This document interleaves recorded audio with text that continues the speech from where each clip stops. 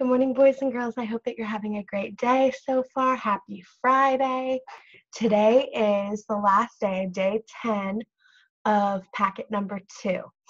So after you do your work for today, you're going to pick 2 pieces of work from each subject for this week to send to me or Mr. Overton, and we'll be able to mark that you turned those in.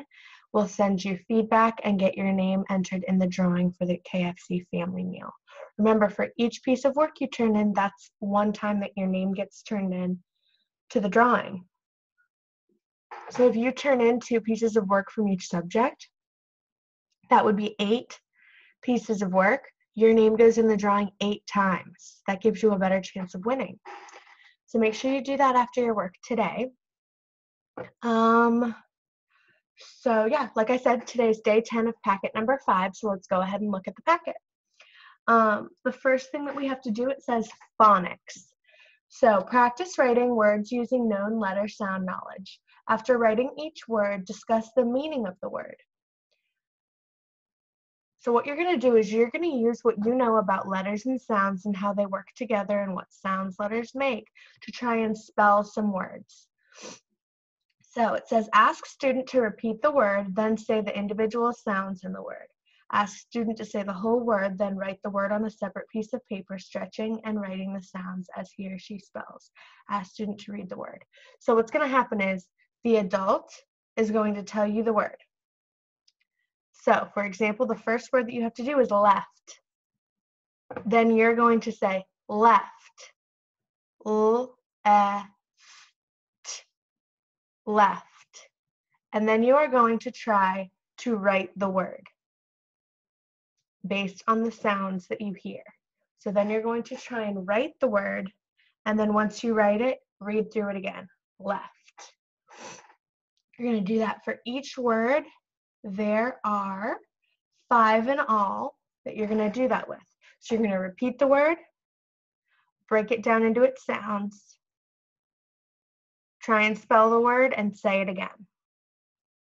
You're using what you know about sounds and letters to do this. So make sure you're hearing blends. Break the word up into each sound. Remember, blends are when we have 2 consonants that make both sounds. We hear both of them. So it says, if needed, refer to the blend chart in the resource section of packet 4. So back in the last packet, we had a chart that broke down the different blends. If you need to look that up or have that in front of you while you're doing this, go ahead and do it. That's fine. So you're doing that for all 5 of those words. And you can write those on any piece of paper. For reading, it says, read one of the decodable stories from the week to a family member, pet, or stuffed animal.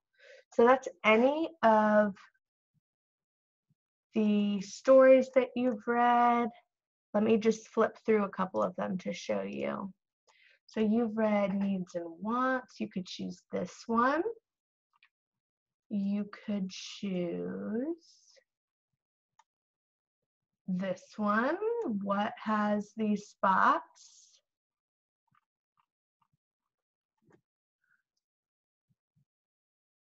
I don't think we've read that one. But you could read We Make Maple Syrup. People Are Producers. Food Trucks. Workers.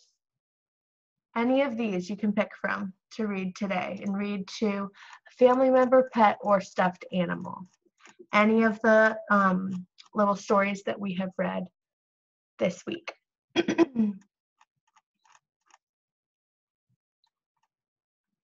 After you've done that, there's a writing section, but writing today is tied to content. So I'm actually going to hold off on the writing part until we talk about content. So next we have math. For math today, you guys know, you're going to start with your what? Calendar talk. So as always, we've got our filled in calendar for May. We're going over the months of the year, days of the week, and we're practicing our calendar fluency. Yesterday was, today is, tomorrow will be. How many days until Memorial Day, which is the 25th? Just practice counting down to important events that you might have on your calendar. That gets us familiar with using a calendar to help us when we use it daily. Now, after you've done your daily calendar talk, we have a word problem today. I am going to do a practice problem with you. So, it's going to be very similar to the one in your packet, so pay close attention to what I'm doing. So, let's say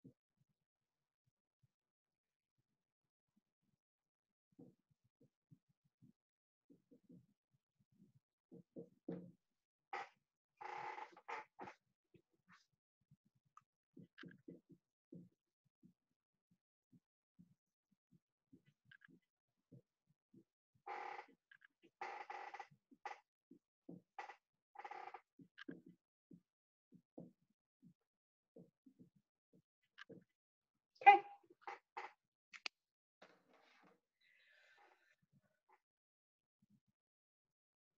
There are 15 apples in a basket and some on the table.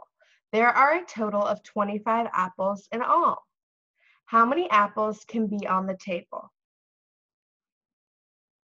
So, let's look at what we are given, what the problem gives us.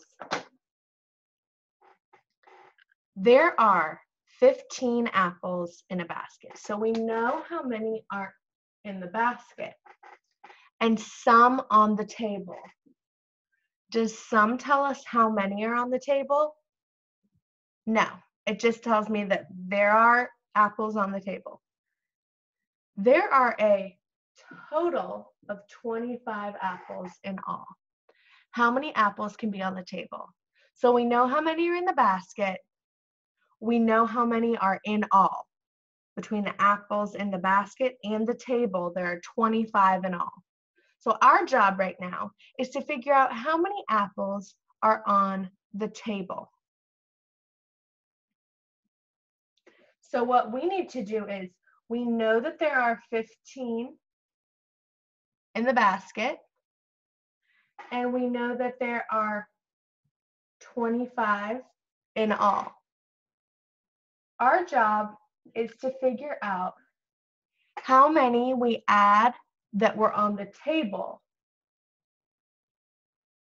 that will give us 25 in all. We add those to our 15 that are already in the basket. So what you could do to solve this, you could count on.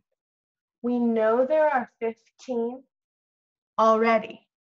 All I need to do is figure out how many I need to add to get me to 25. So right now I'll count on. These are my apples. I'm just drawing circles because it's quicker and easier.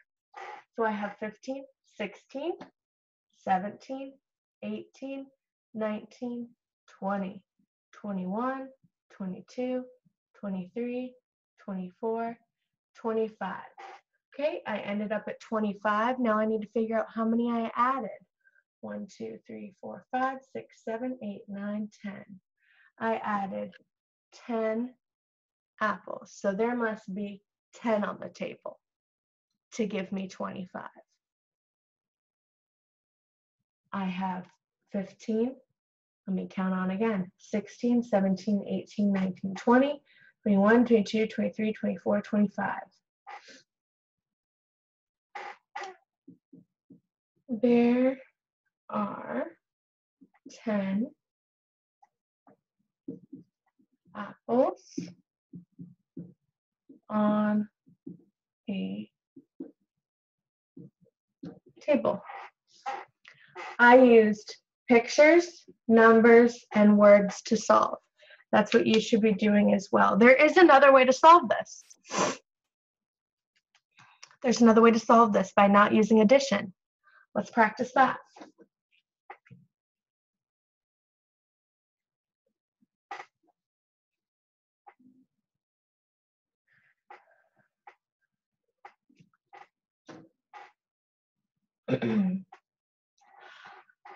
The quickest way would probably be to do the addition and counting on, but there is another way with subtraction.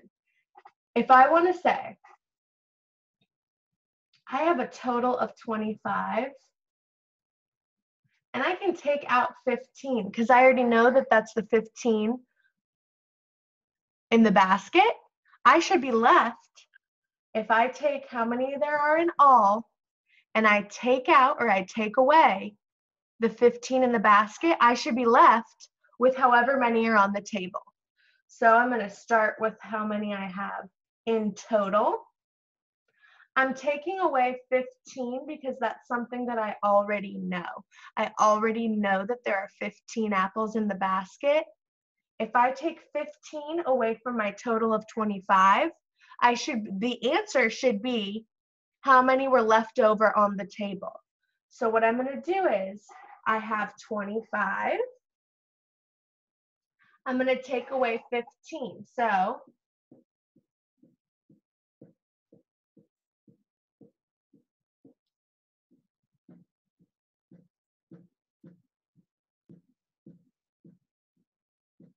that's 25 apples. My job is to take away 15 to see what I'm left with. Ready? 1, 2, 3, 4, 5, 6, 7, 8, 9, 10, 11, 12, 13, 14, 15. Let me see how many I'm left with. That tells me how many are on the table. Let's count by twos. 2, 4, 6, 8, 10. That's correct, because it should be the same answer as my addition. No matter whether I do addition or subtraction, there are 10 apples on that table. So that's a way to do subtraction to solve your problem. It would still be there are 10 apples on the table. Like I said, the addition is probably quicker, but that is another way that you could solve. So now let's do the problem, or let's read the problem that is actually in your packet. As always, very similar to the one that we did together. Only thing I'm going to change is the numbers.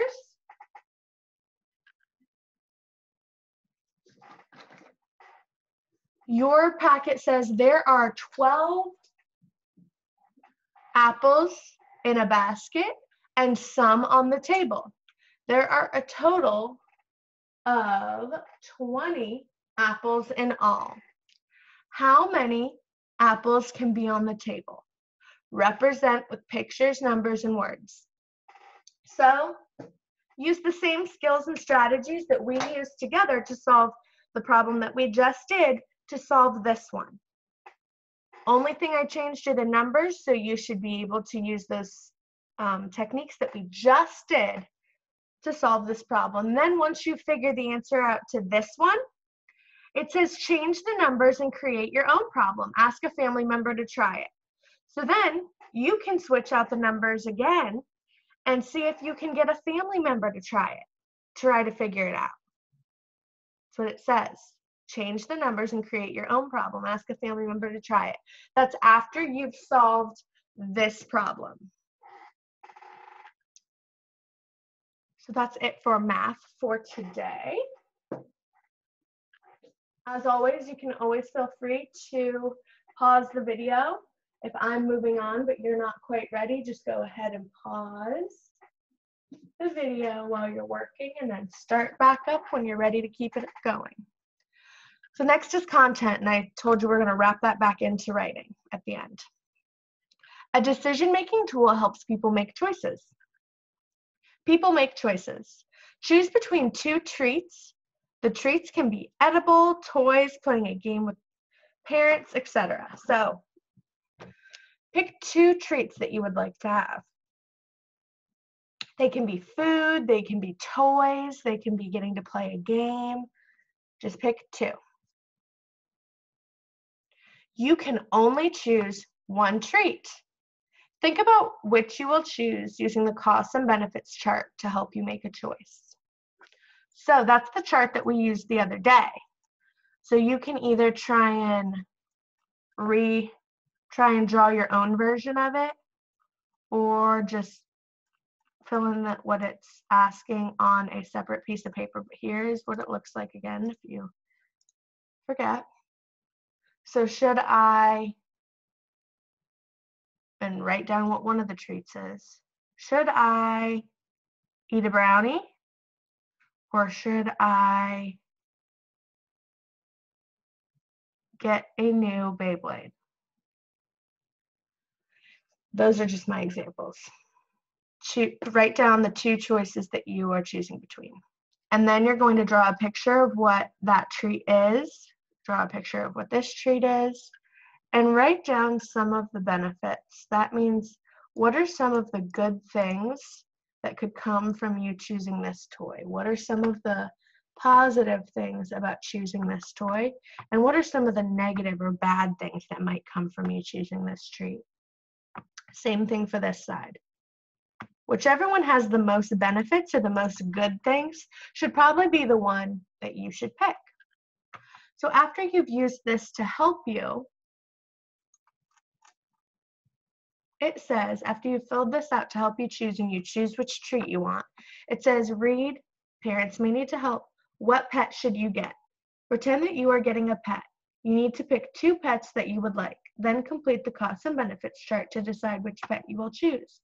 At the end, circle the pet that you choose. So first, let's read, what pet should you get? Try to find that.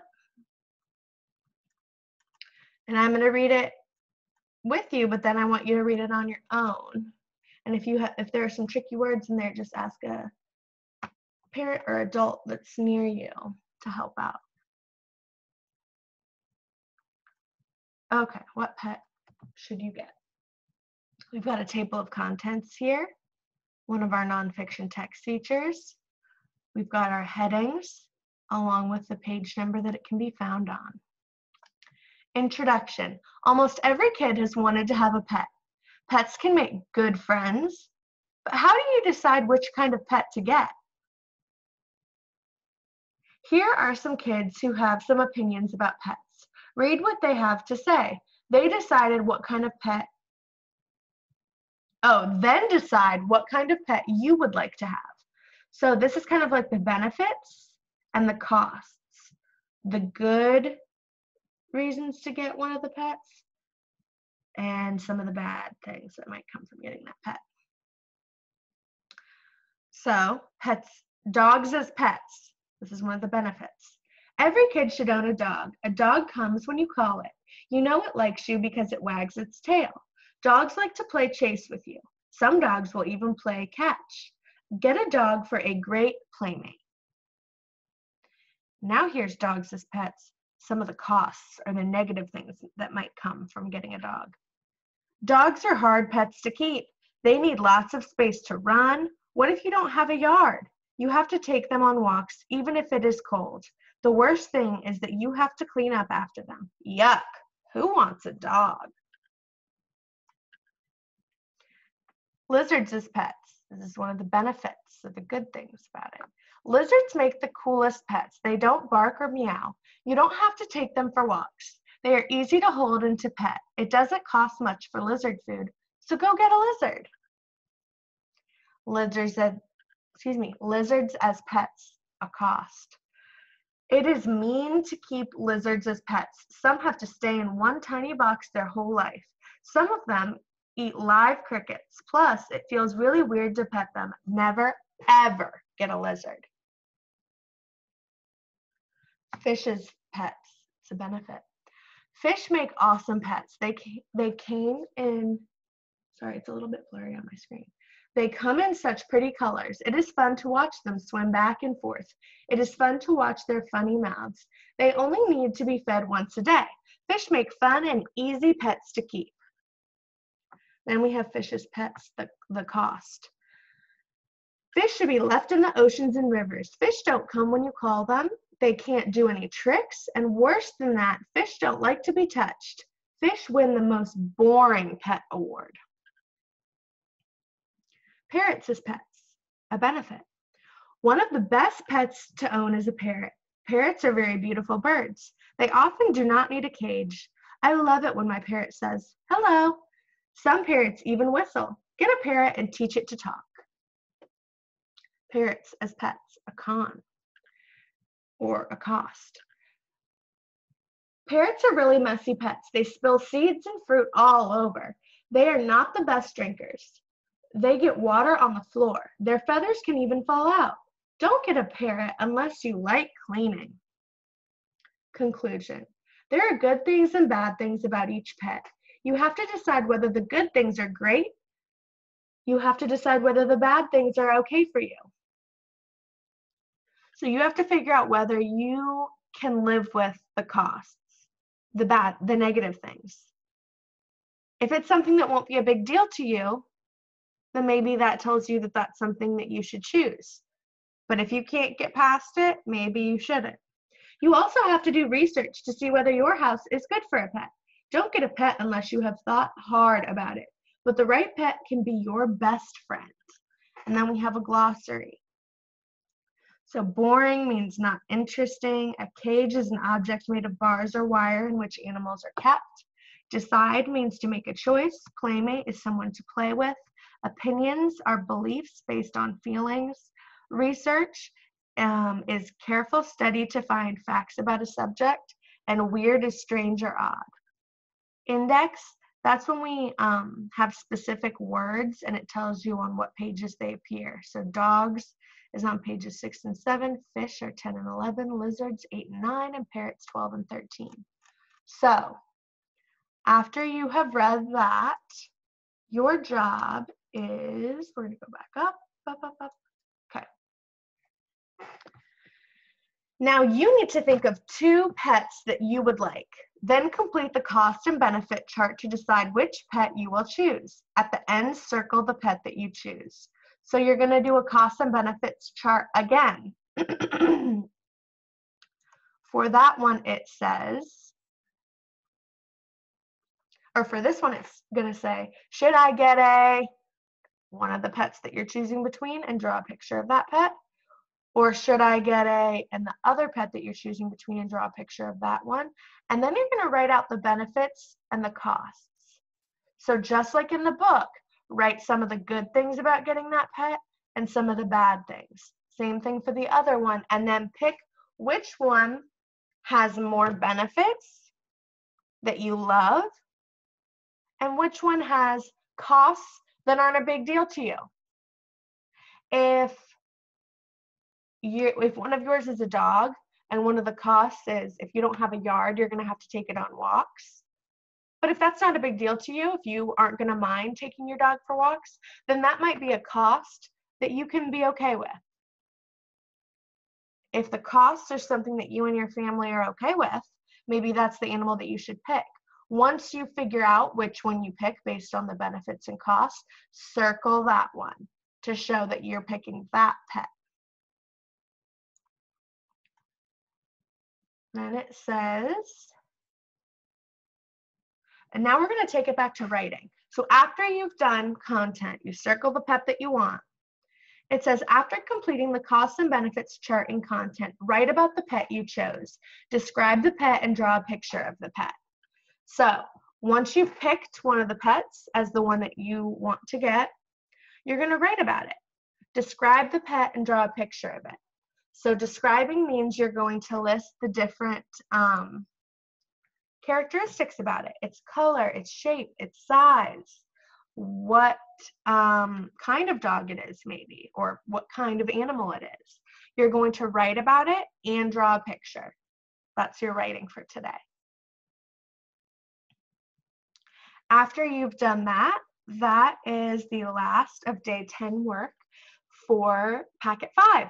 So once you've done your work for today, like I said, for this week, which was days 6 through 10 in packet 5, pick 2 pieces of work that you're proud of from each subject, 2 from reading, 2 writing, 2 math, 2 content, to send to me or Mr. Overton.